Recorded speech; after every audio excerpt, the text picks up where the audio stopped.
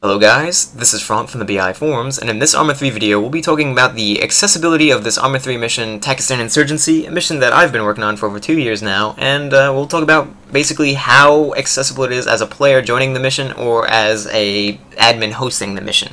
What makes it so easy to host or join, basically, despite what supported add-ons are running on the client or host. And that's basically one of the main goals of this mission, is making this mission as accessible as possible, making it as easy to join or host as possible, and I think I've achieved that goal pretty well. I'm working on making it more and more cross-compatible. For example, I'll be working on making this compatible with players who are playing with Ace and players who are not playing with Ace together. That way they can revive each other and whatnot, and so on and so forth. All that stuff will come in time. That's not integrated just yet, but it is in a work in progress.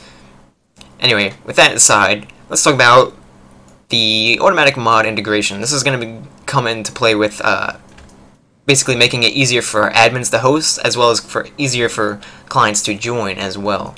So, with automatic mod integration, all the server host has to do is run the add-ons, and that is it. There's no lobby parameters you have to set at all. There's no settings or configurations that need to be done on the admin side whatsoever. It's all automatically done. So if you are running Taliban Fighters, as you can see I'm doing on my dedicated server right now, then the mission will automatically detect what mods the server is running and then apply them to the units or vehicles or whatever in the mission. So as you can see, because we're running Taliban Fighters on the dedicated server, and I as a client am also running Taliban Fighters, and I connected and I have the mod, the mission is dressing these units up in Taliban Fighters uniforms and headgear. As you can see, this guy has the headgear. The face mask is a vanilla face mask, by the way. The weapon is also vanilla, and the vest is vanilla. So it uses as much vanilla content as possible, and if there's modded content that can replace that stuff, it'll be used. So if we're using cup units instead of Taliban Fighters, then cup units will use the uniforms from cup units instead, and it's all automatic, as I've said before. If you have cup weapons enabled, then these guys will also use cup weapons. If they have cup vehicles, then if there's any technicals or anything like that, or any civilian vehicles, those vehicles will use the ArmA 2 variants from cup vehicles. Additionally, cup vehicles, if you're using that, will also add additional threats to worry about, such as more static weapons to worry about, or armored vehicles such as a T-34, or even air like an Mi-8. I think they also use Mi-24s as well.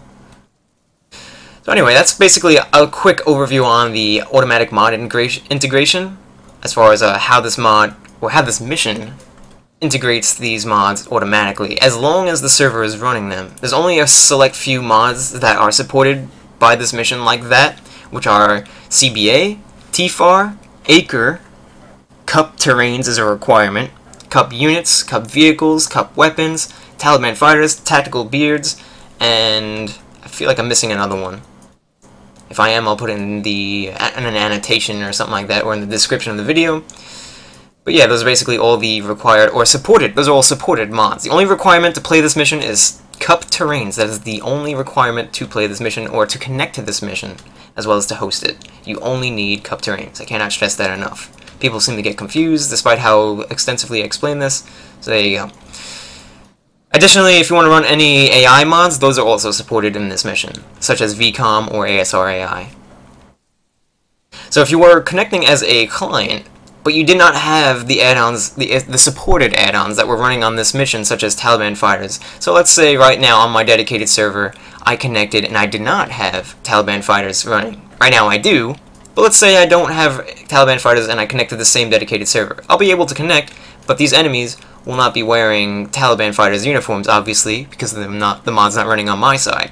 Instead, I will see these guys in CSAT uniforms without headgear. They'll have the face mask, and they'll have the weapon, they'll have the vest, but they will not be wearing the modded, whatever is modded that they're wearing will not be visible to the player. Instead, it'll be vanilla content, such as basically the baseline uniform. Since these units are actually CSAT units that are redressed with modded content. When I spawn these guys, these are actually CSAT units, and then upon spawning them and disabling their AI features and all that, optimizing the way they spawn, it also redresses the unit, and upon redressing them, it's detecting what mods are available on the server. Whatever mods the server is running, it will apply those mods to the units. If the server's not running any of those supported mods, and it's just a vanilla, just the server's just running cup terrains, then these guys will use all vanilla content, and any clients that connect with modded content or not will still see these guys the same as anyone else sees them, in vanilla outfits. And the vanilla outfits are also randomized and fit the context of the, environment a little bit. They look like insurgents or people that would be living here. They're not going to be wearing, striped shirts with sandals and khaki shorts. Anyway, moving on. That basically, to further elaborate just a little bit more, if you were to connect to any other mission that has modded units spawning, then clients can still connect to the mission, as you can, and with this, if you're not running the mods, you can still connect to it. However, if you were connecting to another mission that was spawning units that were modded units instead of CSAT units, for example, CSAT units are vanilla units, so they're automatically, they're in the game, you should be able to see them. But if they're modded units, you cannot see the units. They'll be invisible, their gunshots will be silent, and you'll be getting killed by ghosts, basically, unless you reconnect with the correct mods. With my mission, that's not the case. If you connect to the mission without the mods, these units will not be invisible. You'll see them just like this. They'll be walking where they're walking. There's no issues with desync or anything like that I've noticed, or anyone else has noticed. It works pretty well. The automatic mod integration basically allows this mission to be very accessible for players to connect and host without issues like ruining people's experience, basically. Without forcing players to disconnect or reconnect with the right mods, whatever. If you want, you could reconnect with the correct mods, and then you'll see these guys wearing the correct content, obviously. Hopefully I'm not over-explaining this.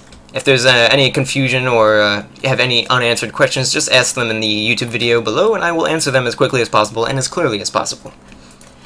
I think I've gone on enough of a tangent with the automatic mod integration. Next, we'll talk about the why I chose to use not use Alive. We'll talk about why I have chosen not to use Alive. I initially started working on this mission with the Alive mod, but I shifted away from it a long time ago, actually, and I started doing everything via scripts. So this mission uses everything you see is all scripted, basically, as far as like the AI spawning, their behavior, the civilians interacting with their environments and stuff like that. It's all scripted. There's no additional mods. For example, you do not need Alive as an additional mod requirement to play this mission. And that was another part of my reasoning for making this mission more accessible. Basically, if I were to use Alive, it has a lot of great functions and features, such as the ambient civilian AI is awesome, and I will integrate that over time. It may take a while, but I'm getting there. But stuff like that will be all scripted in this mission, and it will not be an additional add-on requirement for this mission for the host or for the client. You'll just have to download the mission file, and the mission file is right now it's 3.8 megabytes, which is not big at all. I would consider 6 megabytes to be a lot. I've connected to missions that are about over 12 megabytes.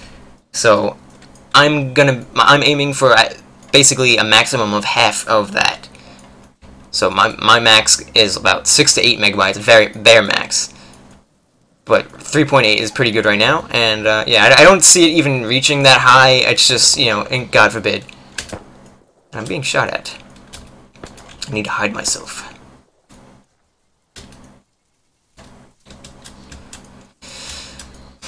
Anyway, let's jump myself somewhere else before I die during this, There's patrols everywhere, and they must have found me in the mountains or something. Alright, anyway, moving on. We'll talk about a little bit more about Alive. So basically, Alive is great. I love Alive. It has great features. The only thing is that I chose not to use it because of a few reasons. First of all, it's another mod requirement, and it's not a small requirement either. It's a couple hundred megabytes, I believe. Second of all, it takes a long time to initialize in the server and on the clients. And third of all, it causes a lot of lag, I feel. I feel like I've bypassed the lag a lot and the desync.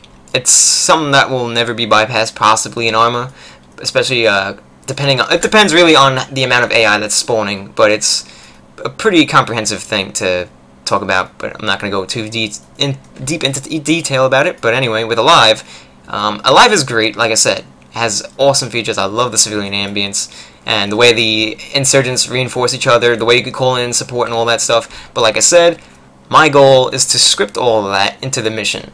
No mod requirements. That's what I'm trying to do, is make this mission possible to be played with only one mod, which is cup terrains, and that is it. Everything else, as far as game features, will be integrated into this. If you want to use Ace and play this mission, that's fine. You'll be able to play with people with Ace, and the server can run Ace, and even clients who aren't running Ace can even join. And you guys will be able to play together. I'm still working on that cross-compatibility of having players without Ace and players with Ace playing together and being able to revive each other. That probably won't be in this update, but it is a work in progress, and I guarantee you will be integrating this mission eventually. Anyway, I think I've talked about everything here. I could go on more about Alive. I could do an entire video on Alive, really, but I probably will do that in the future, but it's pretty comprehensive to talk about. Anyway, hopefully that helps explain how I define accessibility with this mission, and there you go. Hopefully this mission was interesting, hopefully it was helpful, or something, enjoyable to watch. If it was, great, like it. If it was not just enjoyable, interesting, or enjoyable, then dislike it. Anyway, Frank out.